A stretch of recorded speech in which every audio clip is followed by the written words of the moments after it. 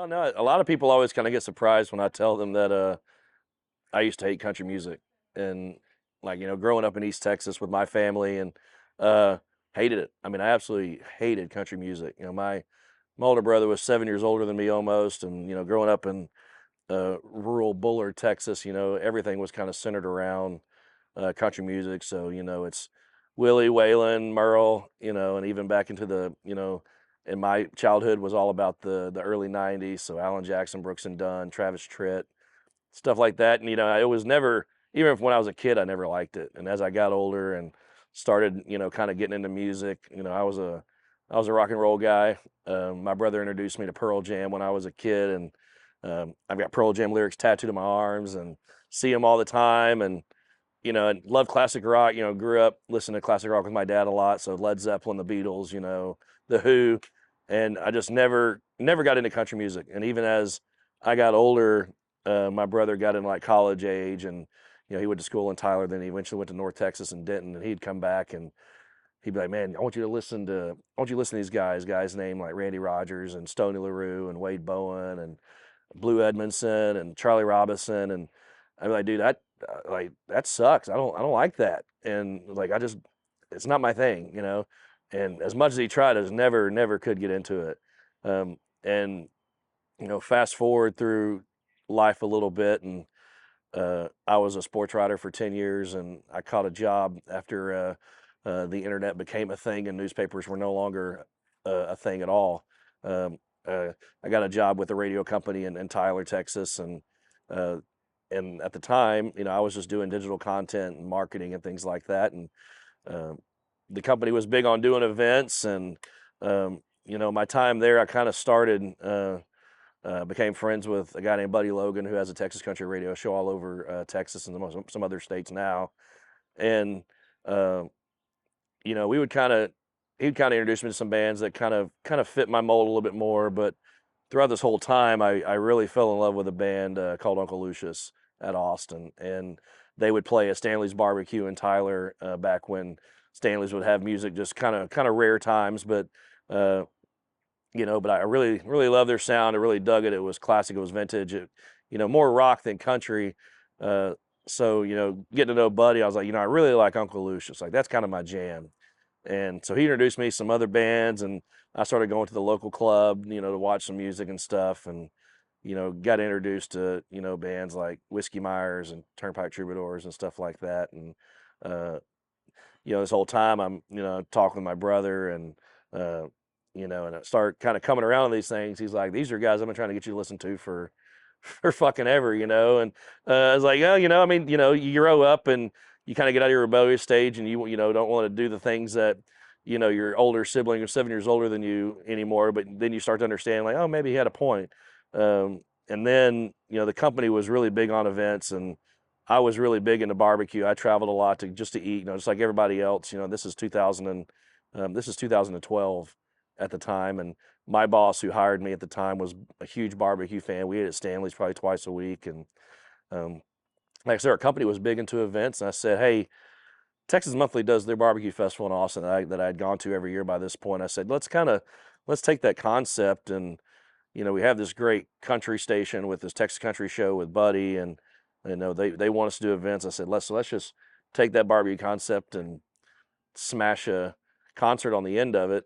And he loved the idea. We ran up the flagpole and got told hell no, and tried a couple more times, and eventually, after probably annoying beyond anything, our bosses up in the Northeast said, "Hey, yeah, go ahead, give it a shot. If you fuck it up, it's on you." So that's where Red Dirt BBQ Music Festival kind of came to light in Tyler, and I did that for 6 years from 2014 to 2019. That's where I met pretty much everybody in barbecue that I know now that still does Troubadour Festival with us.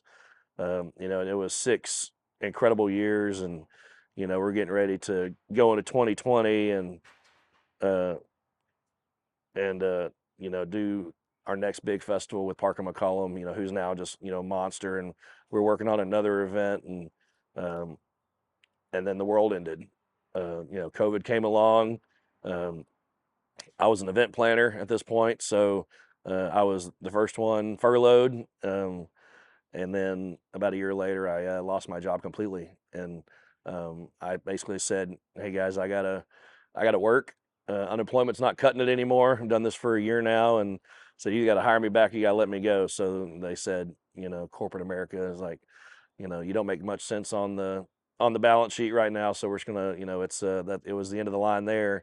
And along the way, in this course of my career, that's led to this point of where I kind of felt like it was over for good. My brother passed away on November 4th, 2017, from an overdose, and so uh, after that point, started doing festivals, and I'm kind of really transitioning out of my other job, and kind of becoming a promoter, I guess, for lack of a better word, full time. Uh, it was I lost a big piece of kind of the influence from the very beginning. Um, so after that, and I guess is kind of where the confession, I guess, starts coming in. I started putting his picture on every stage that we've done since. Um, and then when I lost my job, and I started talking with my best friend about where life's going to kind of take me coming next. And um, when I was furloughed, I applied for almost, I think, 175 jobs and didn't get a call back on one. And that was marketing, digital events, you know, running businesses, social media accounts, just anything I could do that made sense, beyond just making $420 a week in unemployment. And just never got a call back on any of it. So, we're having these conversations, and um, my business partner now and my best friend, we've known each other since we were 4 years old, and he said, "So what would it look like if we did this ourselves?" And I said, "Well, I'll put some pen to paper, uh, and we'll kind of see what you think." And so I did that, and we had some conversations, and then one night we're kind of FaceTiming, kind of going through what I thought a P&L would look like for an event, and uh, we were kind of drinking while doing such, and he said, like, this is a big step for us to do something together. And uh I was really, really wary about going into business with my best friend, with the fear of uh business getting in the way of lifelong friendship, being best men at each other's weddings, and or groomsmen at each other's weddings and things like that. But um so from there, Troubadour Festival was born, after uh, a year and a half being on unemployment, and losing a job I had for almost 10 years. Prior to that, lost my brother. Um, Life really took a transition point at the same time. My girlfriend at the time had also lost her job at the same company. So she had moved from the beach in Florida to East Texas. So she was thrilled about that. But huge, yeah, transition that is held over me to this day. But no, and then we get to Salina, November 6th, 2021. Uh, we sold out the day before. Uh, Man, fuck. Yeah, we were in a golf cart the day before, setting up, loading restaurants, and uh,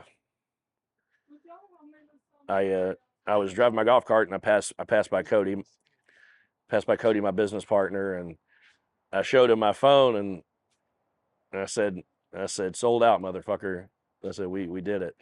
Uh, I had sold out every Red Dirt we ever did 6 years in a row, and the last one I did was May of 2019, and here we are 2.5 years later.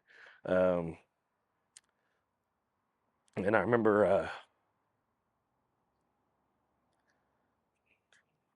like when I put my brother's uh, picture on the stage that year. I always write a note on the photo every time to kind of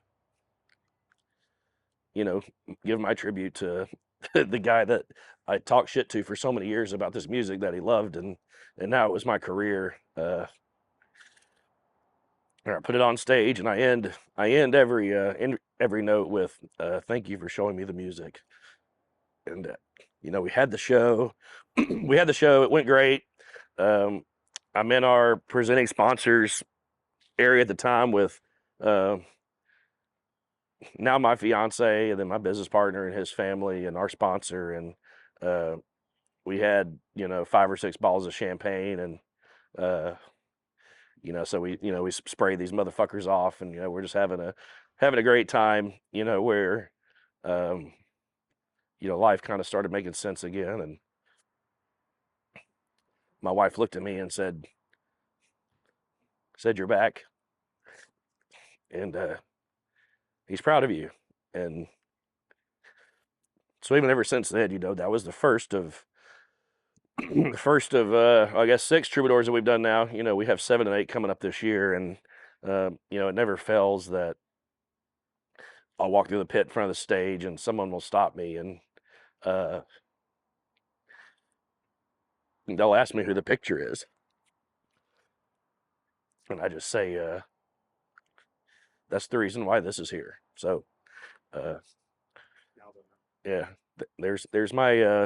I don't know what I confess to, but confess that I guess I hated country music once upon a time, but through through those pain in the ass siblings, and living the life we've lived, that here we are. So thanks for making me cry, asshole. I appreciate it. Yeah.